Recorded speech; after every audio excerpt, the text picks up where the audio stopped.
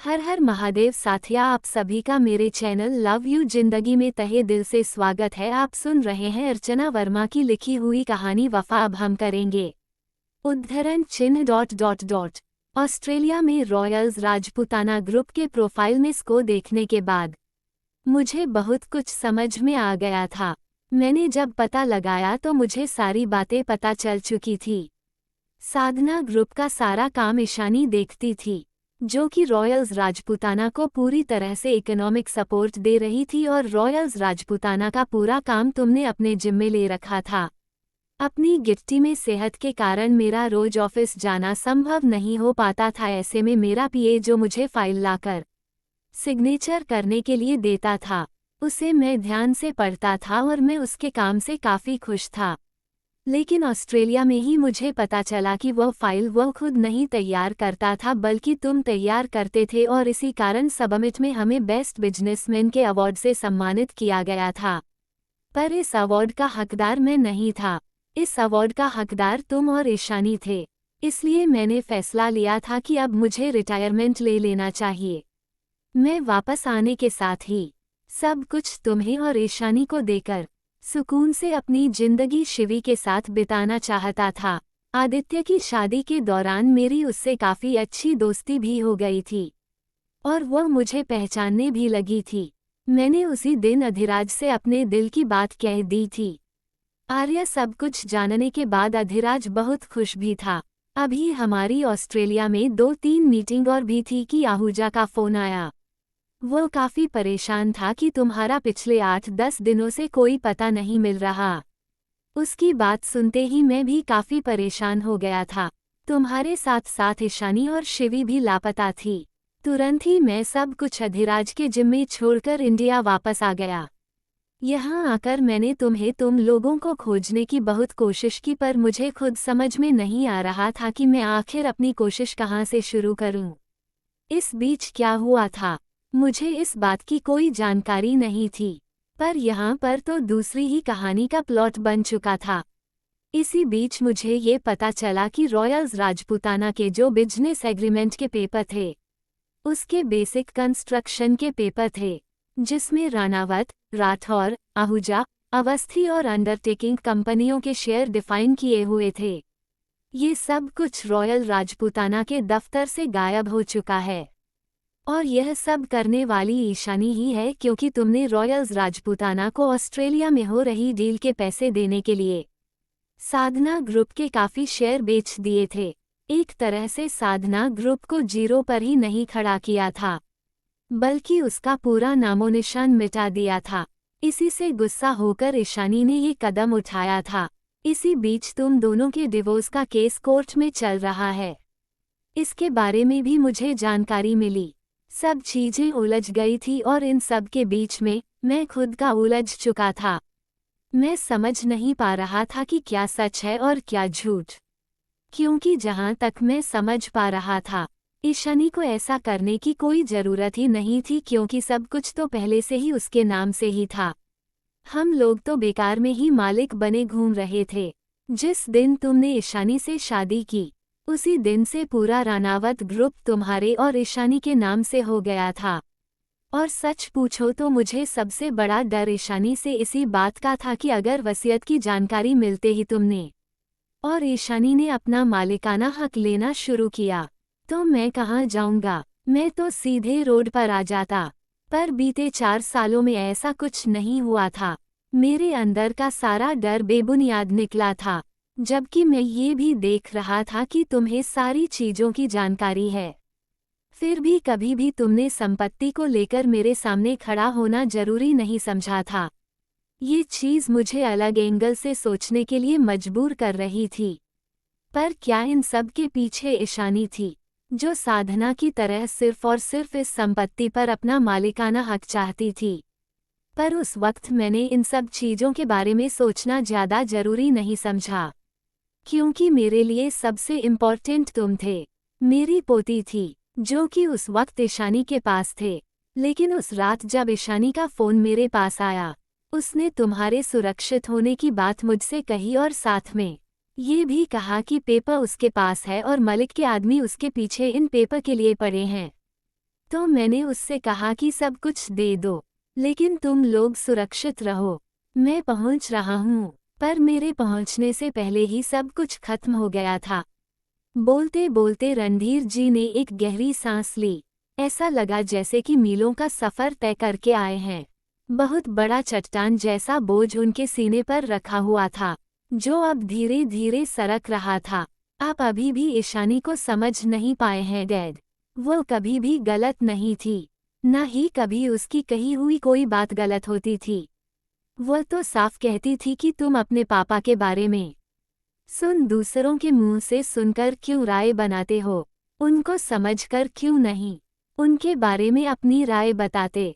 Adhiraj uncle तो गुस्सा होकर आपसे अपनी नाराजगी भी जता देते थे, लेकिन ईशानी को कभी भी इस बात का भरोसा नहीं होता था कि मेरे जॉबलेस होने के पीछे आप हैं। इतना सब कुछ होने के बावजूद भी उसका भरोसा सिर्फ और सिर्फ आप पर था कि आप कभी भी हमारे साथ कुछ भी गलत नहीं होने देंगे। और अंत में उसी का भरोसा जीत गया, रणविजय ने कहा। रणविजय की बात सुनकर रणधीर जी की आंखें भरी हुई थी। जानता हूँ बेटा, इसी बात का तो मुझे सबसे ज्यादा अफसोस है। मैंने हीरे को तो परखा, लेकिन हीरे को परखने में इतना अधिक समय ले लिया था कि तब तक वो हीरा मेरे हाथ से निकल चुका था। बाद में डॉक्टर सिद्धांत ने मुझे पूरी बात बताई थी। जिस लड़की ने तुम्हारी जान बचाने के लिए अपनी जान खतरे में डालने में भी एक बार नहीं सोचा, वो गलत कैसे हो सकती थी। उस रात जब मैं ईशानी को ट्रेस करता हुआ लोकेशन पर पहुंचा, तो मलिक के आदमी उसे पूरी तरह से घेरे हुए थे। हमारे और उसके गार्ड्स के बीच काफी देर तक बंदूकें चली थी। इसी बीच ईशानी ने मौके का फायदा उठाकर भागना शुरू कर दिया था। खुद मालिक उसके पीछे दौड़ा था। मैं भी अपने 2-4 आदमियों के साथ उसके पीछे भागा। भागती हुई ईशानी यमुना नदी पर बनाए हुए पुल के पास पहुंच गई थी। ठीक उसी वक्त आशुतोष, अवस्थी, आहूजा सबकी गाड़ी वहां आकर रुकी थी। मैं ईशानी को रोकना चाहता था, उसे रुकने के लिए बोल भी रहा था। मैंने यहाँ तक कहा था कि वह निश्चिंत रहें, उसे कुछ नहीं होगा, लेकिन ईशानी ने मेरी बात अनसुनी करते हुए जाने क्यों शिवी के साथ नदी में छलांग लगा दी थी। रणधीर जी ने बताया, क्योंकि अगर ईशानी आपकी बात सुनकर उस वक्त रुक जाती तो पूरा रॉयल राजपूताना तो बर्बाद हो ही जाता, पर आपकी भी जान नहीं बचती। रणधीर जी के इस क्यों का जवाब रणविजय ने दिया।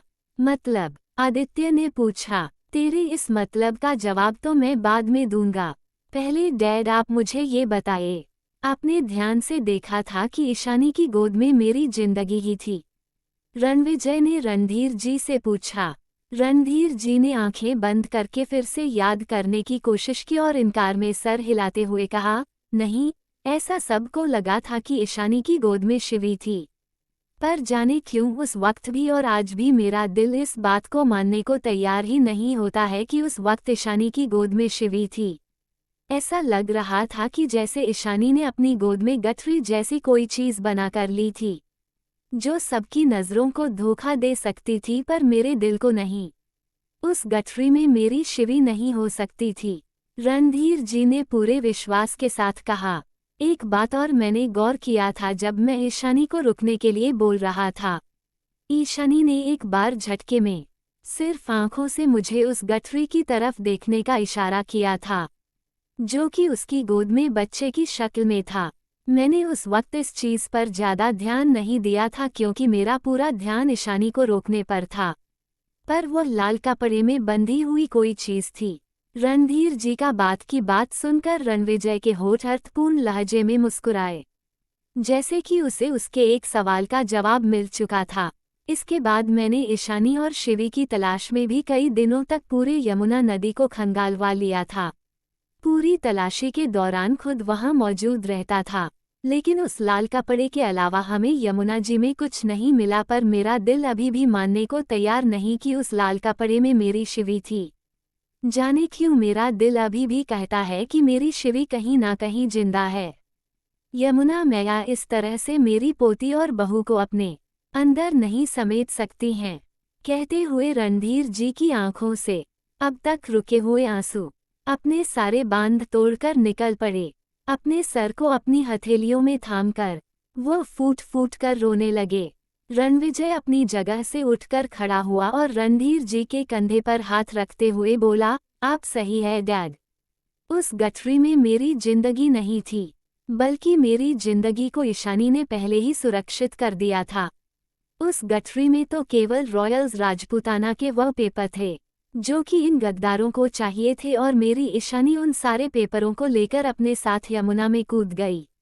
लेकिन इन गद्दारों के हाथ हमारी संपत्ति का एक हिस्सा भी लगने नहीं दिया।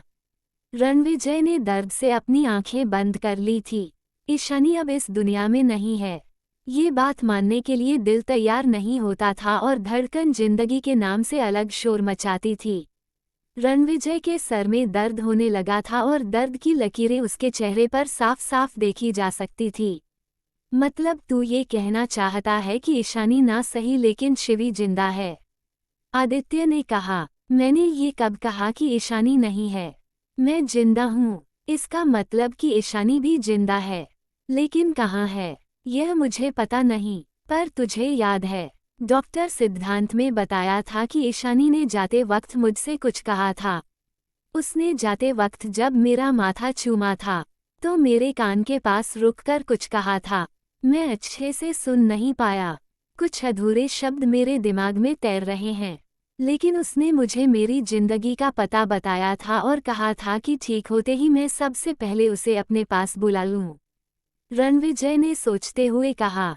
फिर कुछ पर रुकने के बाद उसने रणधीर जी से कहा, डैड, ईशानी का कुछ भी पता नहीं चला था कि आखिर वहां से कूदने के बाद वह कहाँ चली गई।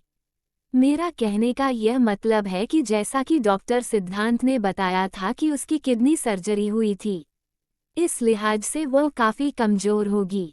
तो फिर ऐसी परिस्थिति में जब वह यमुना में डूबी नहीं, आसपास कहीं मिली नहीं, तो फिर क्या पानी ने उसे निगल लिया? कुछ तो जरूर है डैड, जो हमारी आंखों से छूट रहा है। रणविजय काफी सोच रहा था। मैं कुछ बताऊं? शिवम ने अपना हाथ ऊपर किया। बोलो। यहाँ कोई बिजनेस स्टडीज क्लास नहीं चल रही जो तुम्हें बोलने से पहले पूछने के लिए हाथ खड़े करने पर पड़े। अपना हाथ नीचे भी रख सकते हो, रणविजय ने कहा। रणविजय की बात सुनकर शिवम ने झेपते हुए झट से अपना हाथ नीचे किया।